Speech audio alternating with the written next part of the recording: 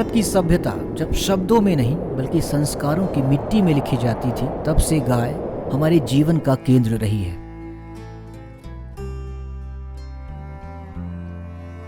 हमारी संस्कृति में गाय पशु नहीं, वह जीवन चक्र का आधार है, जहां उसका हर अंश, हर दान मानव, मिट्टी और पर्यावरण तीनों का पोषण करता है।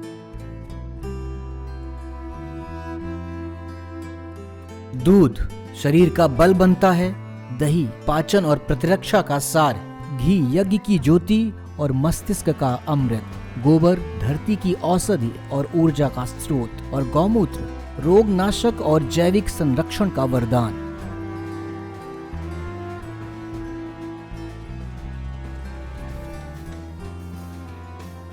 ये 5 तत्व दूध, दही, घी, गोबर और गौमूत्र मिलकर बनते हैं जीवन का पंचामृत, जो न केवल शरीर को बल्कि आत्मा और पर्यावरण तीनों को पवित्र करता है। इसलिए भारत में कहा गया, गौ संपदा ही भू संपदा है। जब गाय खुश होती है तब धरती में उर्वरता लौटती है, और जब धरती मुस्कुराती है तब मानव का भविष्य सुरक्षित होता है। हर घर के आंगन में गोबर से लिपा हुआ फर्श सिर्फ सफाई का नहीं बल्कि शुद्धता और जीवन के संतुलन का प्रतीक था। सुबह की पहली किरण के साथ जब महिलाएं आंगन लीपती तो वह केवल सौंदर्य का काम नहीं करती थीं, वे धरती को फिर से जीवित कर रही होती थी। गोबर में पाए जाने वाले लैक्टिक एसिड, बैक्टीरिया और फिनॉल एक यौगिक घर के वातावरण को प्राकृतिक रूप से जीवाणु रहित रखते हैं। यही कारण है कि प्राचीन भारत में कहा गया, जहां गोबर है वहां रोग नहीं। यह परंपरा दरअसल एक वैज्ञानिक प्रक्रिया थी जो नमी को संतुलित रखती, धूल और विषाणुओं को नियंत्रित करती और घर के चारों ओर एक जैविक सुरक्षा कवच बनाती थी। इसीलिए कहा गया, गोबर केवल अवशिष्ट नहीं, धरती के लिए औषधि है। जब आंगन गोबर से लीपा जाता है तब मन में शांति और शरीर में स्वास्थ्य दोनों लौट आते हैं। हर त्योहार में गाय का विशेष स्थान था। कभी माँ के रूप में पूजी जाती तो कभी किसान की साथी बनकर खेतों में उतरती। दिवाली की सफाई से लेकर मकर संक्रांति की आरती तक, और गोवर्धन पूजा से लेकर गौअष्टमी के पर्व तक, हर अवसर पर गौ माता के प्रति कृतज्ञता व्यक्त की। जब किसान हर लेकर खेत में उतरता तो सबसे पहले वह गाय के चरणों में प्रणाम करता, क्योंकि वही थी भूमि और जीवन के बीच का जीवंत सेतु। किसान जानता था, बीज तभी फलता है जब धरती प्रसन्न होती है, और धरती तभी मुस्कुराती है जब गाय का आशीर्वाद मिलता है।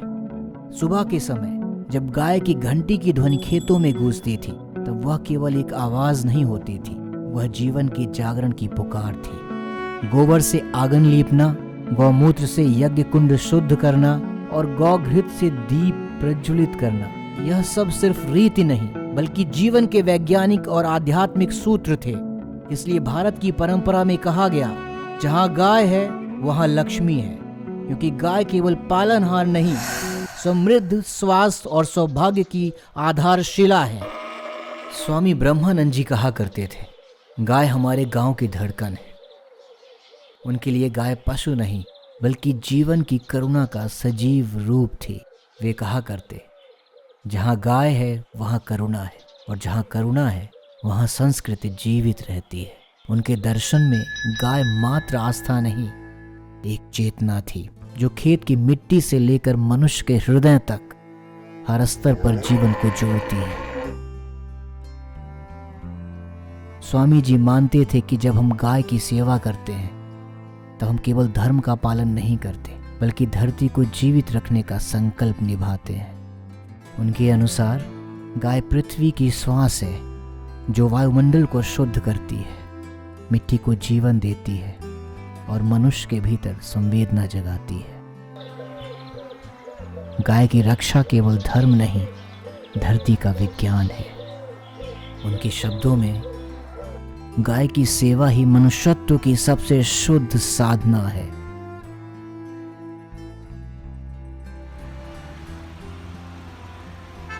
आज जब हम आधुनिकता की तेज रफ्तार में आगे बढ़े तो गाय, जो कभी हर आंगन की धड़कन थी, धीरे धीरे हमारे घरों से, फिर खेतों से और अब हमारे दिलों से भी दूर होने लगी। गाय भले ही शहरों से ओझल हो गई हो, लेकिन उसकी सुगंध मिट्टी में अब भी है, उसकी ममता हवाओं में बहती है और उसकी आशीष हर अनकण में धड़कती है। शायद इसीलिए जब भी धरती सूखती है, जब भी मनुष्य का मन कठोर होता है, तब वही करुणामयी गाय हमें फिर याद दिलाती है कि प्रगति का अर्थ केवल आगे बढ़ना नहीं, बल्कि अपनी जड़ों की ओर लौटना भी है।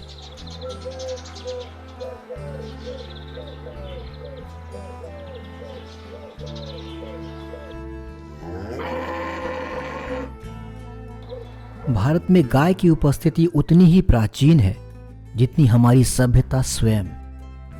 सिंधु घाटी के उत्खननों में मिट्टी की मोहरों पर उत्कीर्ण गाय के चित्र मिले हैं, जो बताते हैं कि गाय केवल पशु नहीं बल्कि जीवन का प्रतीक मानी जाती थी। ऋग्वेद मानवता का सबसे प्राचीन ग्रंथ गाय को अघन्या कहता है, अर्थात जिसे किसी भी परिस्थिति में क्षति ना पहुंचाई जाए, क्योंकि वह अघन्या, अहिंसनीय, पवित्र जीवन का स्रोत है। वेदों में गाय को धेनु, सुभद्रा, सुरभि और गौमाता कहा गया है, जो अन्न देती है, औषधि देती है और समृद्धि का आशीर्वाद देती है। ऋग्वेद में कहा गया है, गावो विश्वस्य मातरः, गायें विश्व की माताएं हैं। यह केवल आस्था नहीं बल्कि एक वैज्ञानिक सच्चाई थी, क्योंकि गाय ही वह प्राणी है जो सूर्य की ऊर्जा को घास के माध्यम से दूध, घी और जीवन ऊर्जा में परिवर्तित करती है। इसलिए भारतीय चिंतन में गाय को अन्न की जननी, औषधि की स्रोत और समृद्धि की प्रतीक कहा गया। यह केवल खेत की साथी नहीं, वह मनुष्य और प्रकृति के बीच संतुलन की सबसे प्राचीन कड़ी है।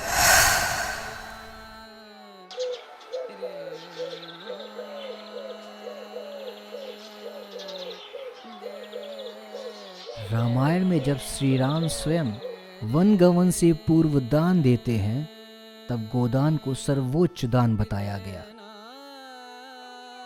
क्योंकि गाय का दान केवल वस्तु का नहीं बल्कि जीवन, धर्म और करुणा के आदान का प्रतीक है।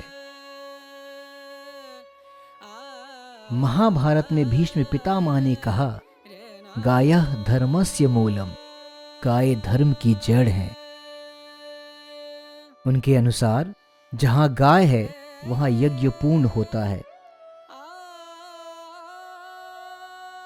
क्योंकि घृत, गोबर और गौमूत्र से ही यज्ञ की पूर्णाहुति संभव है। हर युग में गाय केवल पूजन की वस्तु नहीं रही, वह रही है समाज के नैतिक और आर्थिक संतुलन की धुरी। जब राजधर्म विचलित हुआ, तब गाय करुणा की आवाज बनकर खड़ी हुई। जब अर्थव्यवस्था संकट में आई, तब गाय ने ही कृषि, उर्वरता और आत्मनिर्भरता का आधार दिया। इसलिए कहा गया, गाय धर्म की जड़ है और धरती की आत्मा।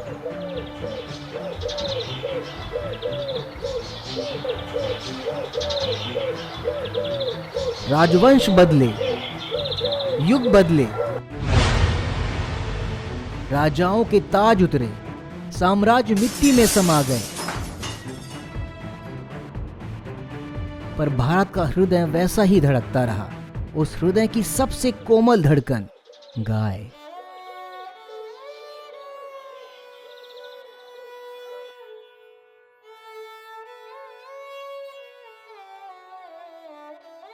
भारतीय परंपरा ने गाय को केवल पशु नहीं बल्कि चलती फिरती ब्रह्मांड रचना माना। कहा गया, गावः सर्व देवतामयी, गाय के शरीर में समस्त देवताओं का निवास है। उसके सींगों में महादेव शिव, जो शक्ति और संतुलन के प्रतीक हैं। मुख में भगवान विष्णु जो सृष्टि के पालन करता है। पीठ पर ब्रह्मा जो सृजन के स्रोत हैं और उसके भीतर प्रवाहित होता है पंच तत्वों पृथ्वी, जल, अग्नि, वायु और आकाश का पवित्र संगम।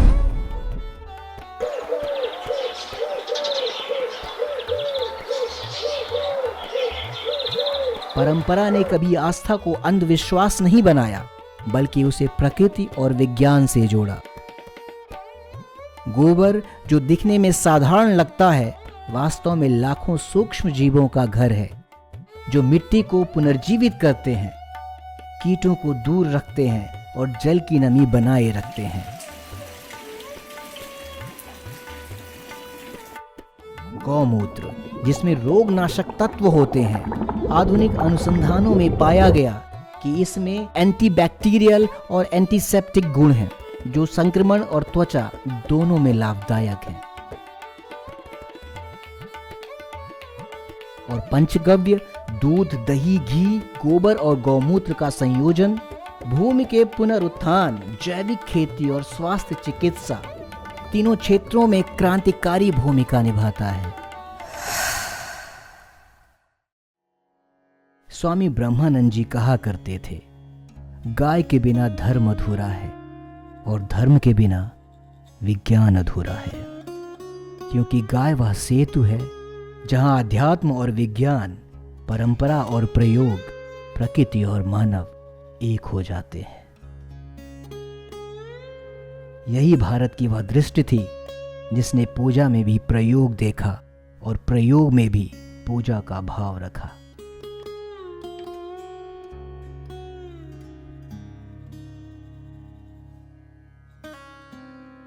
जिस संस्कृति ने गाय को माता कहा, उसी ने धरती को भी देवी माना, क्योंकि दोनों में कोई भेद नहीं। गाय धरती की आत्मा है और धरती गाय की देह, यानी गाय ही धरती है। जब गाय चरती है तो केवल घास नहीं खाती, वह धरती की ऊर्जा को ग्रहण कर फिर उसे दूध, गोबर और गौमूत्र के रूप में पुनः जीवन में लौटाती है। यह एक जीवंत पारिस्थितिक चक्र है, जहां धरती देती है आहार, गाय देती है औषधि और मानव प्राप्त करता है संवेदना।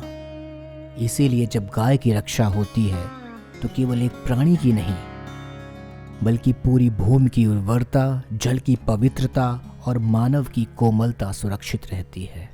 आपने A2 मिल्क का कंसेप्ट सुना भी होगा, है ना। ये A2 मिल्क जो है, भारत का जो A2 मिल्क है, ये अब विश्व में हर जगह इसे मांगा भी जा रहा है। इसलिए भारतीय जो गाय हैं अब विदेशों में मांगी भी जा रही हैं, सप्लाई भी हो रही, क्योंकि इनका दूध जो है स्वास्थ्य की दृष्टि से बहुत अच्छा माना गया है। गाय को मारना केवल धर्म का उल्लंघन नहीं, यह पृथ्वी के जीवित तंत्र को घायल करना है।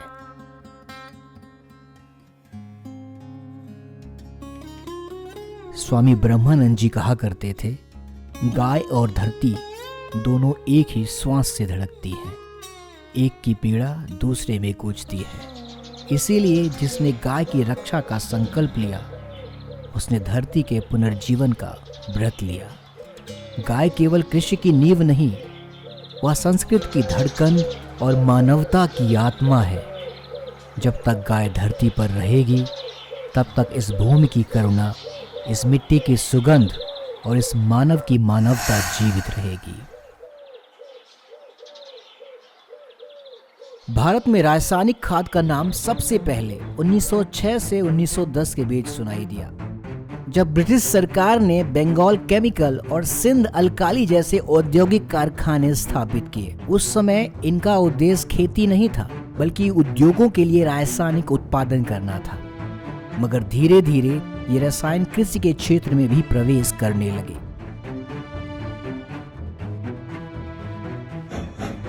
ब्रिटिश शासन के दौर में कृषि नीति का लक्ष्य भारतीय किसानों को आत्मनिर्भर बनाना नहीं था, बल्कि उन्हें ब्रिटिश बाजारों के लिए कच्चा माल उगाने वाला मजदूर बना देना था। कपास, नील और गन्ने की फसलें, जिन्हें धरती से नहीं बल्कि साम्राज्य की जरूरतों से जोड़ा गया था। उस युग में भारत की खेती अभी प्राकृतिक थी, गोबर, नीम, राख और हरी खाद से संचालित। किसान तब धरती से संवाद करता था, उसे रसायनों से नहीं बल्कि विश्वास और अनुभव से सींचता था। लेकिन आने वाले वर्षों में यही धरती धीरे धीरे रासायनिक प्रयोगशाला में बदलने लगी।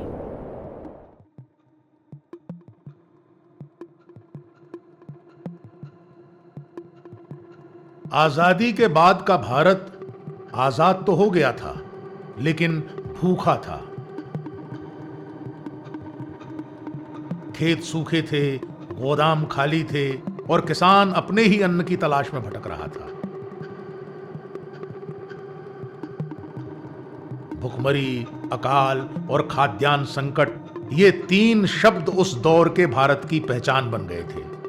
उस समय देश को PL 480 योजना के तहत अमेरिका से गेहूं और चावल आयात करना पड़ा। अनाज के जहाज जब भारत के बंदरगाहों पर उतरते तो ये केवल मदद नहीं थी, हमारी खाद्य निर्भरता का प्रतीक भी था। वैज्ञानिकों और नीति निर्माताओं के सामने सवाल था, क्या हम अपने खेतों से इतना अन्न पैदा कर सकते हैं कि कोई भारतीय भूखा न सोए? समाधान सुझाया गया, उच्च उत्पादन देने वाले बीज, नियंत्रित सिंचाई व्यवस्था और रासायनिक खादों का उपयोग। यही वह समय था जब भारत में पहली बार अपनी मिट्टी ने रसायन का स्वाद चखा। 1950 के दशक में सरकार ने देश भर में प्रायोगिक वितरण के केंद्र खोले, जहां नाइट्रोजन, फास्फोरस और पोटेशियम यानी NPK को कृषि क्रांति का आधार बताया गया। किसानों ने उत्साह से इसे अपनाया, क्योंकि यह पहली बार था जब मिट्टी ने तुरंत उपज का वादा किया था।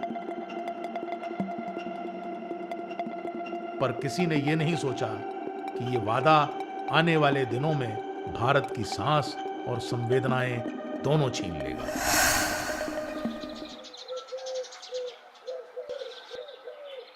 उन्नीस 1965-66 के अकाल ने भारत को झकझोर दिया। खेत सूखे थे, आसमान मौन था और किसान निराश।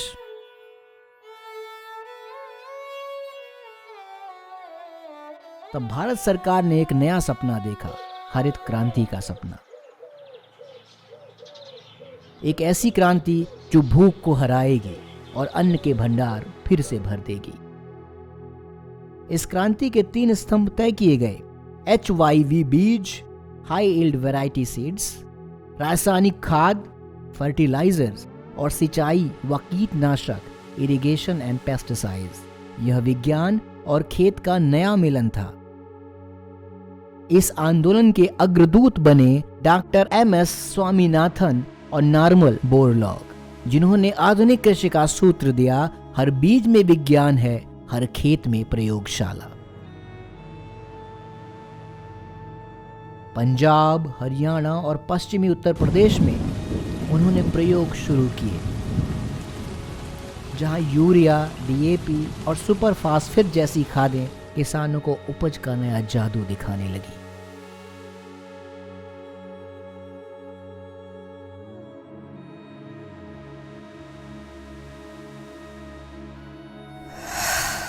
इसी दौर में 1960 में भारत ने fertiliser corporation of India FCI की स्थापना की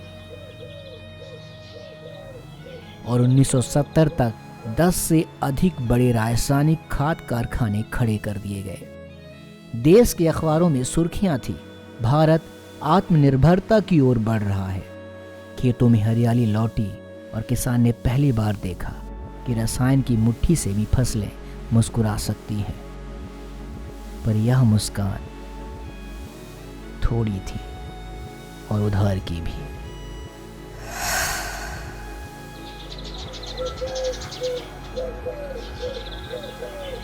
इस दौर में सरकार ने किसानों को रासायनिक खादों के लिए सब्सिडी यानी अनुदान देना शुरू किया। खेतों में यूरिया और DAP की बोरियां सस्ती मिलने लगीं और किसानों को लगा यही है तरक्की का रास्ता। फसलें सचमुच बढ़ीं, अनाजों के गोदाम भरने लगे और भारत ने पहली बार कहा अब हम आत्मनिर्भर हैं। पर इस आत्मनिर्भरता के साथ एक और कहानी भी शुरू हुई। वो थी मिट्टी की थकान की कहानी। रासायनिक खाद ने धरती को उपज तो दी, पर उसकी जान खींच ली। भूजल में नाइट्रेट और फास्फोट घुलने लगे, नदियां प्रदूषित होने लगी, कीटनाशकों के असर से गांवों में बीमारियां फैलने लगी, खेत हरे तो रहे मगर मिट्टी की जीवंतता सूखने लगी। और 1980 के दशक तक गाय आधारित प्राकृतिक और पारंपरिक खेती लगभग पूरी तरह मिट गई थी। गांवों में गोबर की गंध गायब हो गई और उसकी जगह आई रासायनिक धुएं की तीखी गंध।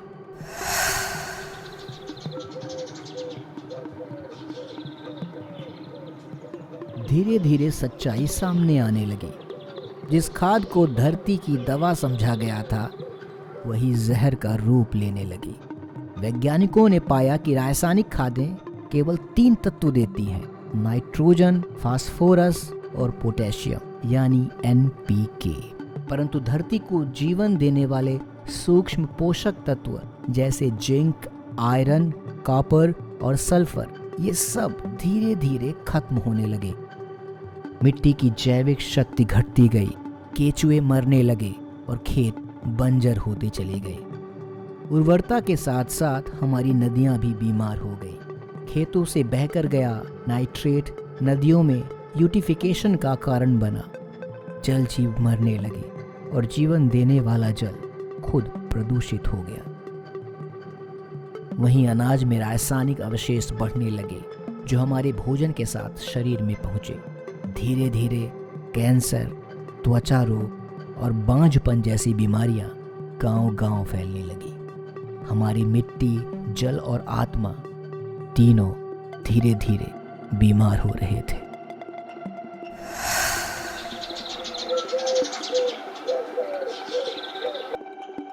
साल 2014 में नरेंद्र मोदी के प्रधानमंत्री बनने के बाद भारत ने खेती की दिशा बदलने का संकल्प लिया। सरकार ने यह समझा कि हरित क्रांति ने भले देश को अन्न में आत्मनिर्भर बनाया, पर मिट्टी, जल और जीवन की कीमत पर। अब समय था धरती की आत्मा को पुनर्जीवित करने का। इसी सोच के साथ 2015 में शुरू हुई पारंपरिक कृषि विकास योजना PKVY, जिसके तहत अब तक 15 लाख से अधिक किसानों को जैविक प्रशिक्षण और प्रमाणन मिला। इसी के समानांतर लॉन्च हुआ पूर्वोत्तर जैविक मिशन, जिसने सिक्किम, अरुणाचल और मेघालय को जैविक खेती के केंद्र के रूप में उभारा। सिक्किम ने तो 2016 में इतिहास ही रच दिया, दुनिया का पहला 100% जैविक राज्य बनकर। प्रधानमंत्री मोदी ने अनेक मंचों पर कहा, जिस प्रकार से उर्वरक के कारण हमारी धरती माता की उत्पादकता क्षमता खत्म होती चली जा रही है, और उस समय मैं मेरे देश के लाखों किसानों का आभार व्यक्त करना चाहता हूं, जिन्होंने प्राकृतिक खेती का रास्ता चुना है और हमारी धरती माता की सेवा करने का भी उन्होंने बीड़ा उठाया है। और यही विचार बना प्राकृतिक खेती आंदोलन का मूल मंत्र। 2022 में साबरमती के तट से उन्होंने राष्ट्रीय प्राकृतिक कृषि मिशन की घोषणा की, जिसका उद्देश्य था किसानों को गौ आधारित बिना रासायनिक खेती की ओर प्रेरित करना। लेकिन चुनौतियां अब भी कायम हैं। 2015 से 2021 के बीच रासायनिक खादों का उपयोग 16% तक बढ़ा। आज भारत हर साल लगभग 63 मिलियन टन रासायनिक खाद उपयोग करता है, जिसमें से करीब 60% सिर्फ यूरिया है। मध्य प्रदेश, उत्तर प्रदेश, पंजाब, हरियाणा और बिहार ये वे राज्य हैं जहां रासायनिक खादों का सबसे अधिक प्रयोग होता है। जहां उत्पादन बढ़ा, वहीं मिट्टी की कार्बन मात्रा घटी और भूजल में नाइट्रेट की मात्रा बढ़ती गई। वैज्ञानिक चेतावनी दे रहे हैं, अगर यही क्रम जारी रहा तो आने वाले दशकों में मिट्टी केवल सबस्ट्रेट रह जाएगी, जीवन नहीं दे पाएगी। प्रति एकड़ खेती का खर्च रासायनिक तरीके से 16,000 से 18,000 है। वहीं जैविक खेती यही काम केवल 9,000 से 11,000 में करती है। रासायनिक खाद, कीटनाशक और डीजल का खर्च किसान की जेब पर शुरुआती बोझ डालता है। यह खर्च सिर्फ खेती तक सीमित नहीं है। FSSAI 2019 की रिपोर्ट बताती है कि लगभग 65% सब्जियों और 50% अनाज में खतरनाक कीटनाशक अवशेष पाए गए हैं। जैविक भोजन में यह नगण्य या शून्य है। रासायनिक खेती हमारे भोजन और मिट्टी में जहरीले अवशेष छोड़ रही है। इस जहर का अंतिम भुगतान हम अपने स्वास्थ्य से करते हैं। एम्स की 2018 की रिपोर्ट और WHO का डाटा साफ चेतावनी देता है कि कैंसर, डायबिटीज, हार्मोनल असंतुलन और लिवर रोगों में वृद्धि का सीधा संबंध इसी प्रदूषित भोजन से है। भारत में हर साल आने वाले 11 लाख कैंसर केसों में से लगभग 30% मामलों का सीधा संबंध इन्हीं रसायनों से है। औसतन एक परिवार का वार्षिक इलाज खर्च 25,000 से 30,000 तक पहुंच जाता है। यह रासायनिक खेती का छिपा हुआ मानव स्वास्थ्य टैक्स है जो किसान और उपभोक्ता दोनों भरते हैं। जैविक भोजन अपनाने पर यह खर्च 20% से 30% तक कम हो सकता है। भूजल प्रदूषण से पंजाब, हरियाणा और उत्तर प्रदेश जैसे राज्यों में नाइट्रेट का स्तर WHO की सीमा से 2 से 3 गुना अधिक हो चुका है। कीटनाशक और यूरिया के रसायन हमारे पीने के पानी में घुलकर पेट, लिवर और थायराइड रोगों का कारण बन रहे हैं।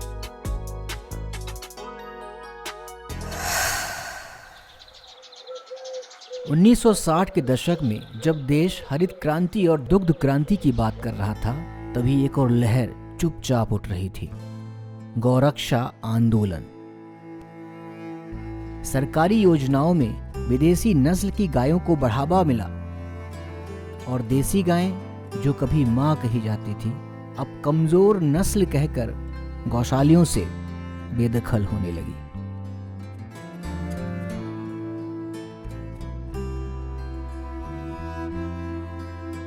तभी संतों, किसानों और ग्रामीणों के बीच एक प्रश्न गूंजा, क्या विकास का अर्थ हमारी परंपरा का अंत है?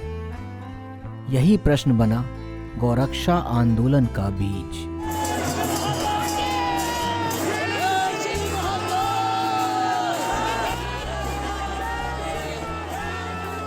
हर दिशा से आ रहे थे कदमों के स्वर, उत्तर से, दक्षिण से, गांवों और आश्रमों से। न कोई झंडा, न आदेश, बस एक पुकार, गौ माता की जय।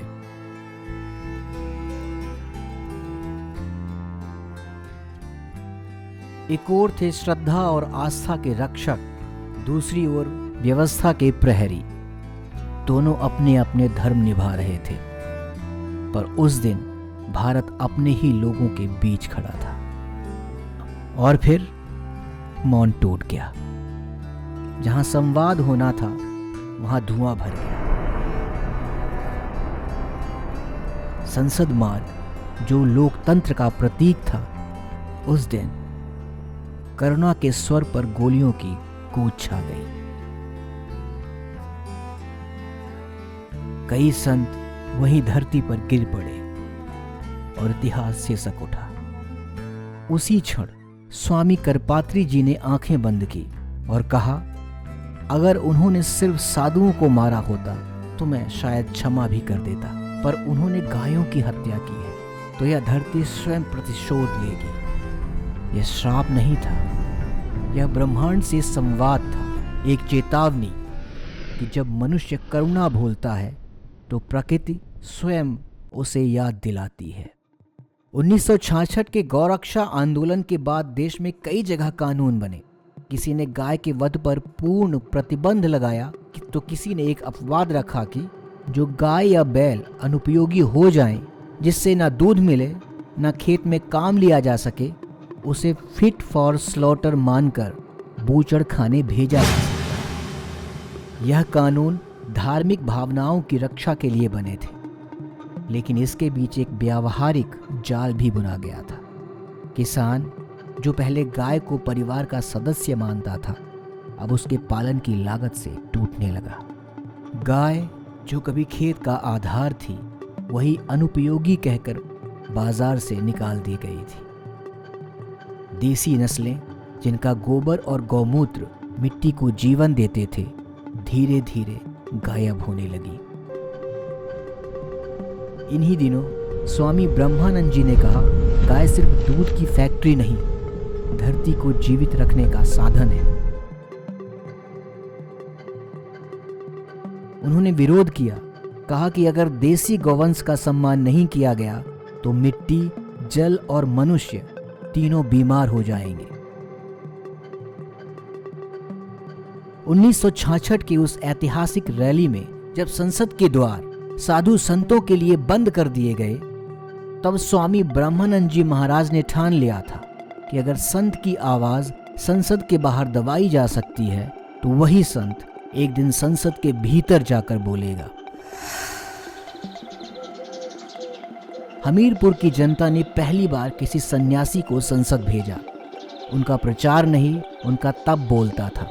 गांव-गांव, खेत-खेत जाकर वे कहते, धरती का उद्धार, गाय की सेवा और किसान का सम्मान, यही मेरा चुनावी घोषणा पत्र है। संसद के उस पवित्र मंच से उन्होंने रासायनिक खेती और गौ हत्या दोनों के विरुद्ध एक साथ आवाज उठाई। उनका कहना था, जिस धरती ने हमें जन्म दिया उसे जहर से नहीं, गाय के आशीर्वाद से सींचो। संसद में दिया गया वो ऐतिहासिक भाषण जिसने भारत की कृषि चेतना की दिशा ही बदल दी। जहां नेता नीत की बात करते थे, वहां एक संत ने मिट्टी और गौमाता की बात रखी। वे सिर्फ संसद तक नहीं पहुंचे, बल्कि संसद के रास्ते से मिट्टी, किसान और गाय तक पहुंचे। स्वामी जी ने समझाया कि बूढ़ी गाय भी उतनी ही उपयोगी है, क्योंकि वही खेत को खाद और सुरक्षा दोनों देती है। उन्होंने कहा, जिसे तुम अनुपयोगी कहते हो वही धरती को जीवित रखती है। गाय का मूल्य उसके दूध में नहीं, उसके अस्तित्व में है। उसका गोबर धरती के लिए अमृत है और गौमूत्र उस अमृत की रक्षा करता है। जब किसान रासायनिक जहर की जगह इन दोनों से अपनी मिट्टी को सींचेगा, तभी धरती पर सुख लौटेगा। यह भाषण केवल संसद की दीवारों में नहीं गूंजा, इसकी गूंज गांव-गांव तक पहुंची। स्वामी ब्रह्मानंद जी ने यह सिद्ध कर दिया कि गोबर केवल कचरा नहीं, वह धरती का खजाना है। और यही वह विचार था जिसने आगे चलकर जन्म दिया गोबर से सोना क्रांति को। स्वामी ब्रह्मानंद जी महाराज ने देखा कि हरित क्रांति ने उत्पादन तो बढ़ाया, पर उसने धरती की आत्मा को थका दिया। रासायनिक खाद ने मिट्टी की जीवनी शक्ति को मार दिया और किसान का जीवन कर्ज और जहर के बीच झूलता रह गया। और इसी समय स्वामी ब्रह्मानंद जी महाराज ने कहा, धरती माँ को जहर मत दो, उसे प्रेम दो।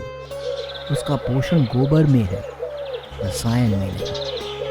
गौरक्षण केवल गौशाला की दीवारों में नहीं होता, यह खेत की मिट्टी में होता है। उन्होंने गाय को फिर से किसान की साथी बनाया और बताया कि गाय केवल दूध नहीं देती, वह धरती को जीवन देती है। जिसे शहर ने कचरा कहा, स्वामी ब्रह्मानंद जी ने उसे सोना बना दिया। उन्होंने दिखाया कि गोबर से बनी खाद मिट्टी को पुनर्जीवित करती है।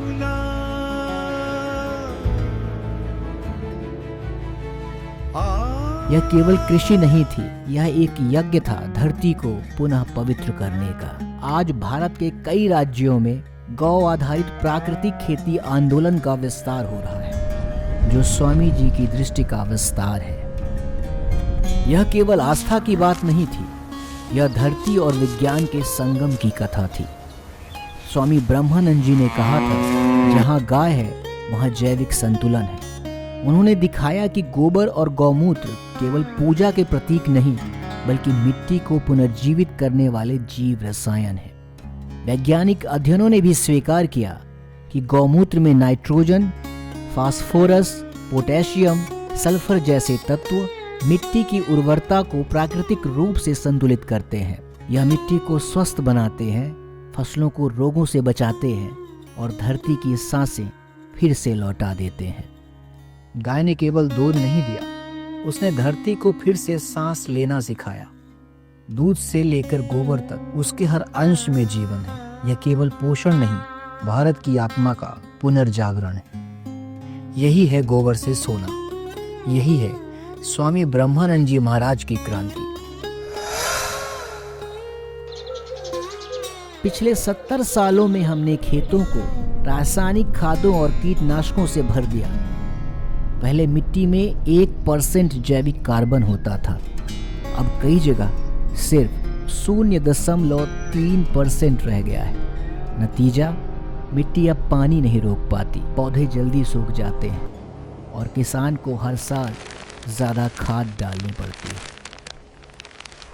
संयुक्त राष्ट्र की संस्था FAO की रिपोर्ट कहती है भारत की करीब 55% कृषि भूमि में जैविक कार्बन अब 0.5% से भी कम रह गया है।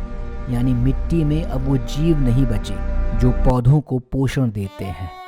इसका मतलब यह है कि मिट्टी अब केवल धूल बनती जा रही है, जिसमें फसल तो उगती है लेकिन जान नहीं रहती।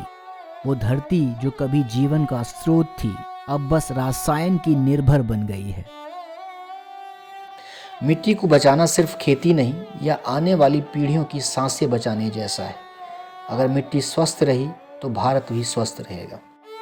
पंजाब और हरियाणा कभी हरित क्रांति की धरती कही जाती थी, पर अब यही धरती एक और संकट से गुजर रही है। FAO और भारतीय भूजल बोर्ड की रिपोर्ट बताती है यहाँ के कई इलाकों में जमीन का पानी अब पीने लायक नहीं रहा। वजह वही है, वो रासायनिक खादें और कीटनाशक जो फसल के लिए डाले गए थे, अब पानी की नसों में उतर गए हैं। भारत सरकार की रिपोर्ट के अनुसार पंजाब के 20 और हरियाणा के 16 जिलों में यूरेनियम और नाइट्रेट की मात्रा सुरक्षित सीमा से कई गुना ज्यादा है। यूरेनियम एक रेडियोधर्मी तत्व धीरे धीरे शरीर में जमा होकर गुर्दे और कैंसर जैसी बीमारियां फैलाता है। नाइट्रेट जो रासायनिक खादों से आता है, बच्चों में ब्लू बेबी सिंड्रोम जैसी बीमारी का कारण बन रहा है, जहां शरीर को ऑक्सीजन मिलना कम हो जाता है। लोग इसे कैंसर बेल्ट कहते हैं। हर साल सैकड़ों परिवार इस जहरीले पानी की कीमत चुका रहे हैं। भारत की नई पीढ़ी लौट रही है अपने जड़ों की ओर, गाय आधारित खेती की ओर, जहां मिट्टी को मां माना जाता है और खेती पूजा। सुभाष पालेकर एक ऐसे किसान जिन्होंने कहा, खेती पैसे से नहीं, विश्वास और ज्ञान से करो। प्राकृतिक कृषि माने पौधों को और फसलों को बढ़ने के लिए और उनको उत्पादन देने के लिए जिन जिन साधनों की आवश्यकता होती है, जैसे बीज है, खाद है, दवा है, पानी है, इनकी आपूर्ति प्रकृति करेगी। इसको हम प्राकृतिक कृषि कहते हैं। प्रकृति की खुद की स्वयं विकासी, स्वयं पोषी, स्वयं पूर्ण व्यवस्था है, जिनके माध्यम से उनके वृद्धि के लिए जो भी चाहिए सब कुछ मिल जाता है। मैंने वही काम किया, उस प्रकृति की व्यवस्था को उठाया और खेतों में डाल दिया। मैंने नाम दिया जीरो बजट आध्यात्मिक कृषि। उनकी जीरो बजट नेचुरल फार्मिंग ने खेती को एक नई परिभाषा दी, जहां सब कुछ खेत से ही आता है। गोबर से खाद, गौमूत्र से औषधि और मिट्टी से जीवन। इस पद्धति के 4 स्तंभ हैं। बीजामृत, बीज का गोबर गौमूत्र से उपचार। जीवामृत, मिट्टी को जीवित रखने वाला जैव घोल।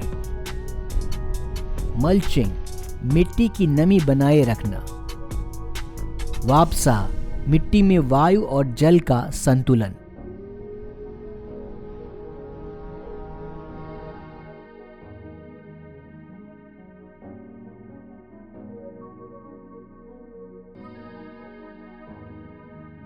यह खेती एक तकनीक नहीं, यह एक दर्शन है, जहां खेत, गाय और किसान तीनों एक साथ सांस लेते हैं।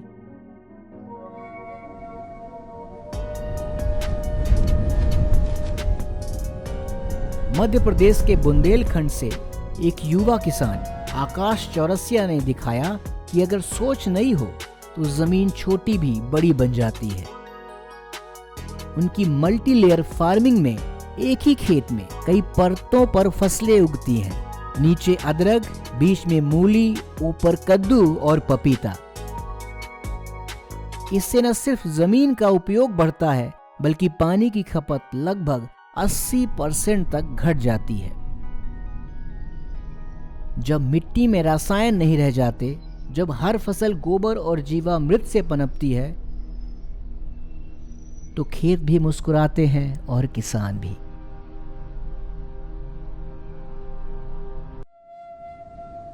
भारत में खेती केवल विज्ञान नहीं, साधना भी है। अग्निहोत्रा फार्मिंग, जहां सूर्योदय और सूर्यास्त के समय हवन की अग्नि से खेतों में ऊर्जा प्रवाहित की जाती है। इस यज्ञ की राख, गाय का गोबर और गौमूत्र मिलकर मिट्टी की शक्ति बढ़ाते हैं, फसलों को रोग मुक्त करते हैं। पंचद्रव्य या पंचगव्य खेती, दूध, दही, घी, गोबर और गौमूत्र, ये 5 ही तत्व हैं जो खेती को संतुलन देते हैं। ये वही वैदिक कृषि है जहां गाय, मंत्र और मिट्टी एक साथ प्राण देते हैं। उत्तर प्रदेश के भारत भूषण त्यागी ने दिखाया कि खेती सिर्फ फसल नहीं, शिक्षा भी है। उनकी मल्टी क्रॉप सिस्टम ने किसानों को सिखाया कि विविधता ही स्थायित्व है। जब खेत में कई फसलें और गाय के उत्पाद साथ हों तो जोखिम घटता है, आय बढ़ती है और मिट्टी स्वस्थ रहती है। आज भारत की नई पीढ़ी फिर समझ रही है तो उसकी औषधि भी धरती में ही है, रसायन में नहीं। संस्कार ही मिट्टी को जीवन दे सकते हैं। मध्य प्रदेश के नरसिंहपुर के किसान प्रीतम लोधी ने जब रासायनिक खेती छोड़ दी तो पहले साल लोग हंसे, कहा गाय खेत से नहीं चलते, लेकिन उन्होंने विश्वास नहीं छोड़ा।